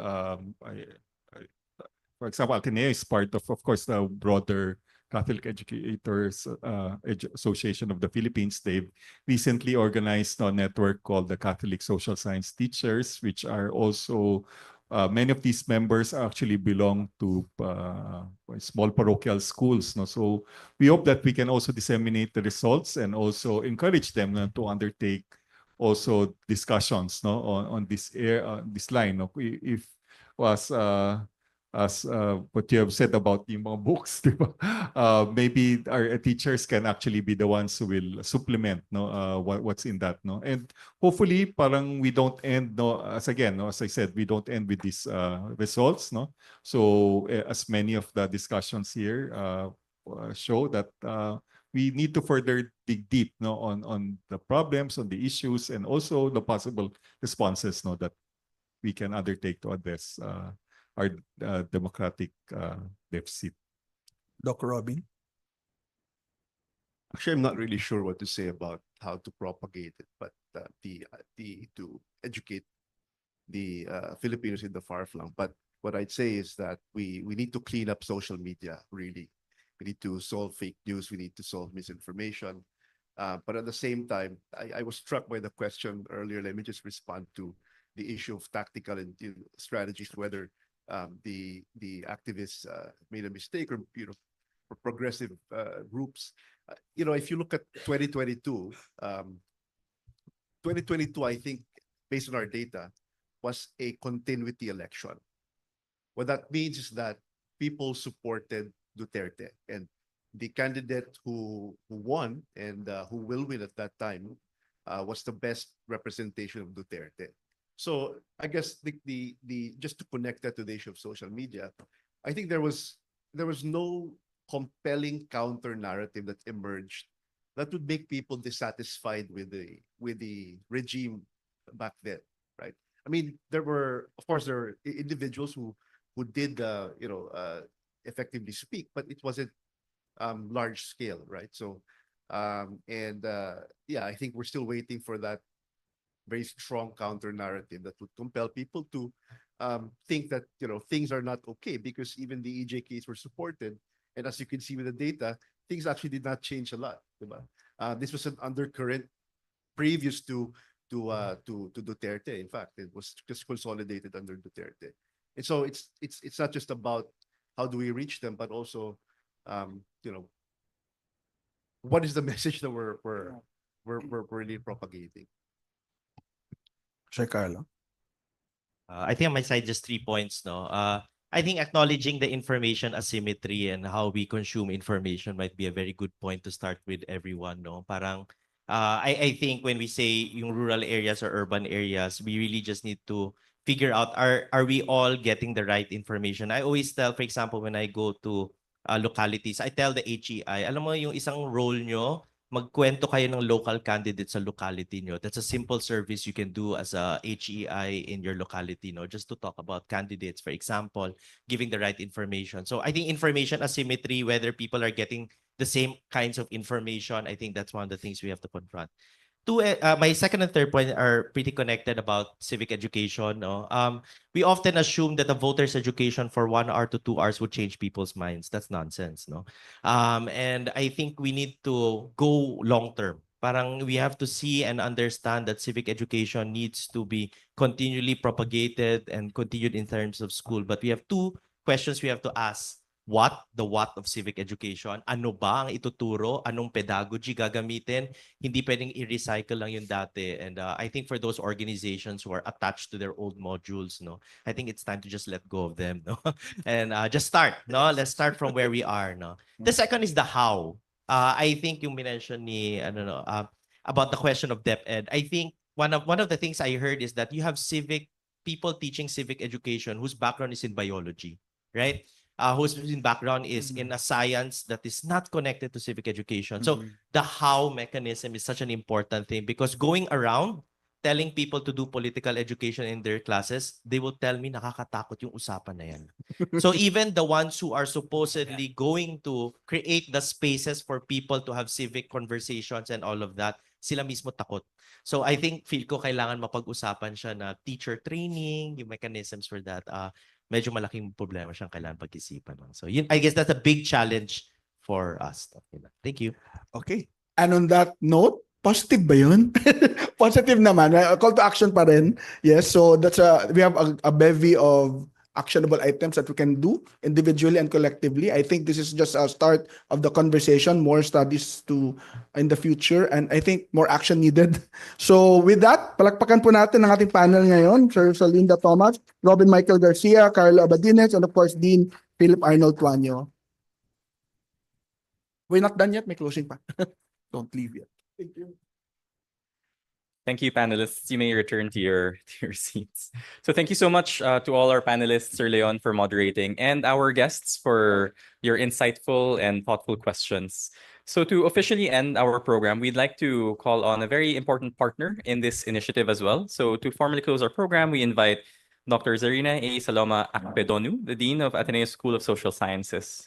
Dean Bopip, obtained her doctoral degree from sociology from the University of Bielefeld in Germany, her MA in population science from Peking University in China, and her research focuses mostly on knowledge mobilization in social development, the built environment, and responsible consumption and production to promote a problem-solving approach in social science engagement. So, Dean Bopip, to officially close today's program, the floor is yours. Thank you.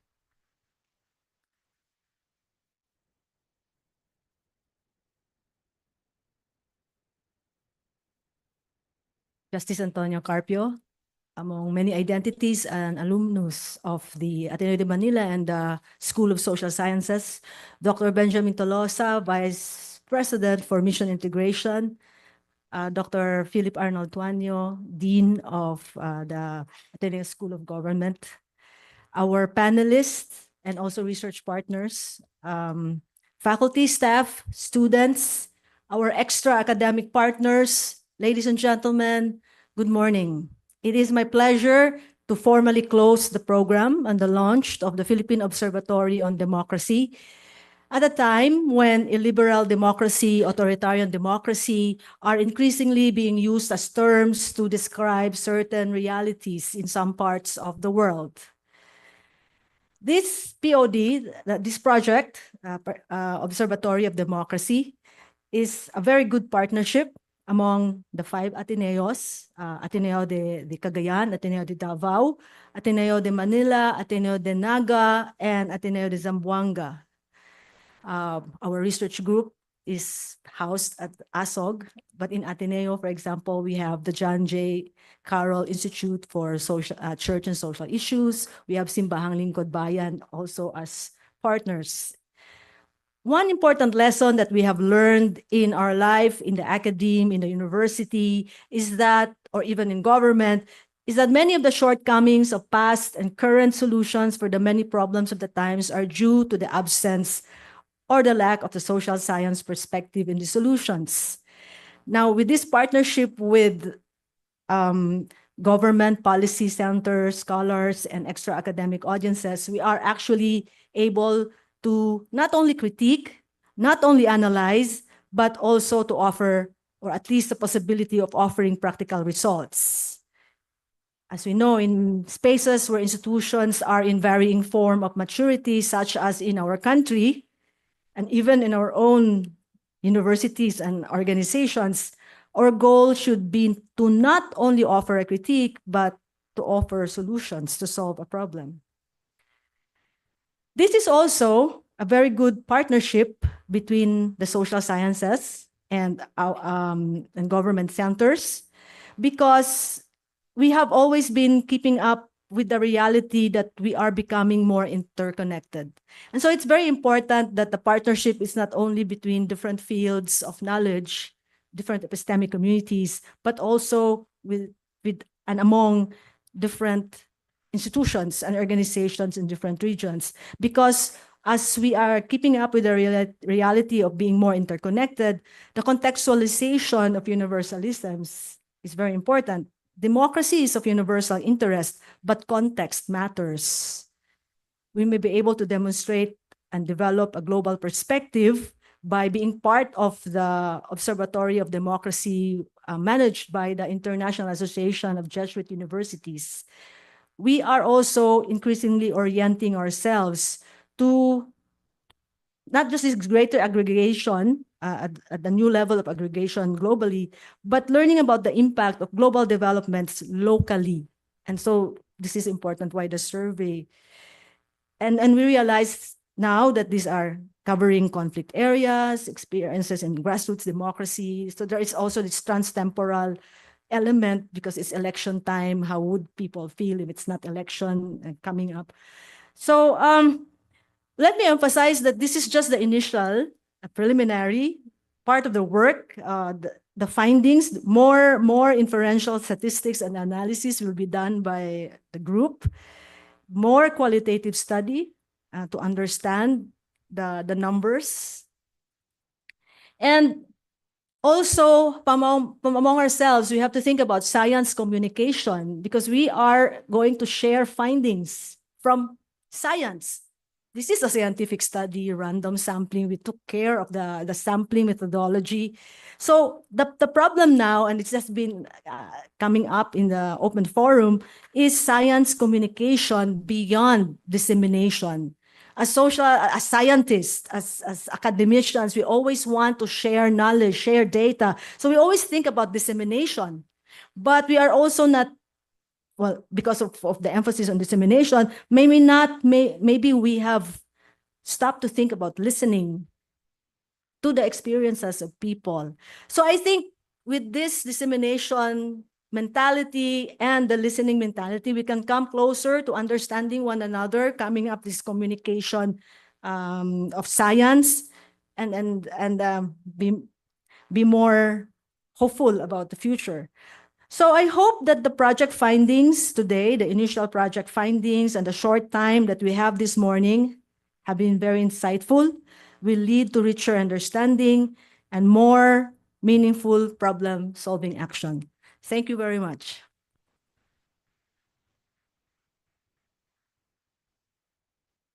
Okay, thank you, Dean Bopip, for that wonderful closing, and thank you everyone for joining us today once again.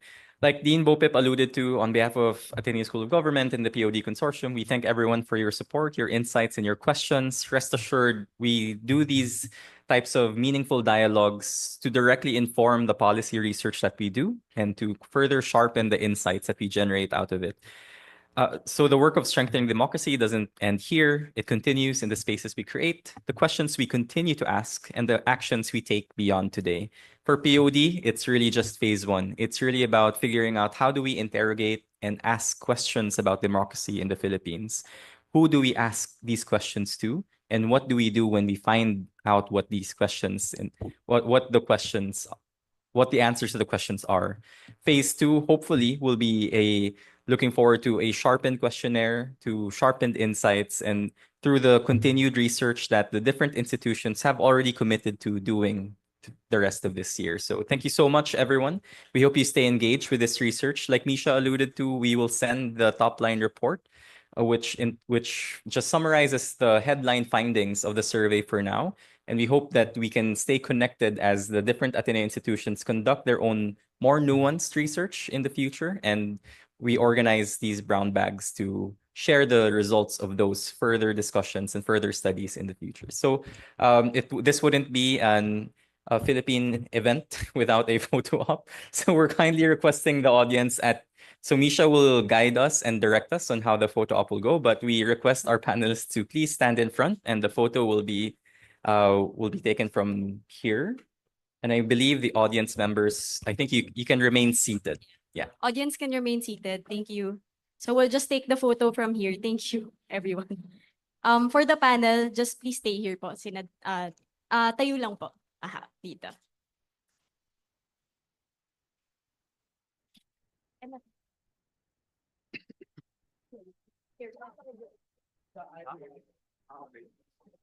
Side na lang. Yes, apo, pwede. Doc Robin and Dean Randy, you can stay there. Dito na lang. Ay, sige, dito na lang po kayo. Aha. Okay. Should I contrast? Yes. Capture ba? For the people on the left and the right side, can you compress to the center? Thank you, guys. Ituro mo na sila para mabilis. No. Ano sila?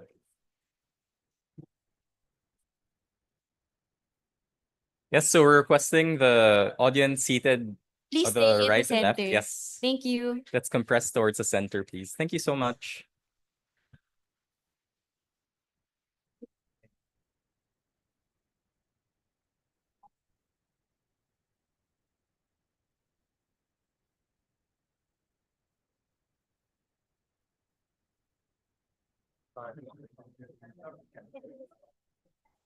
Okay.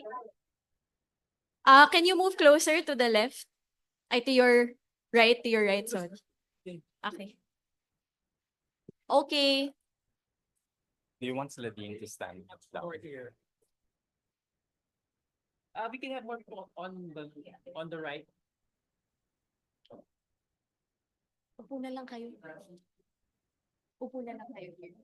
Para hindi matabunan. Yeah, just sit. Okay.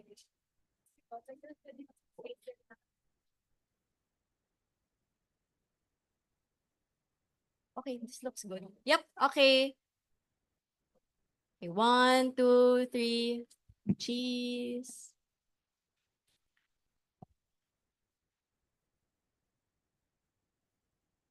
Okay. Thank you, Okay, everyone. thank you, everyone. Thanks for attending, and we invite everyone for refreshments outside. Thank you so much.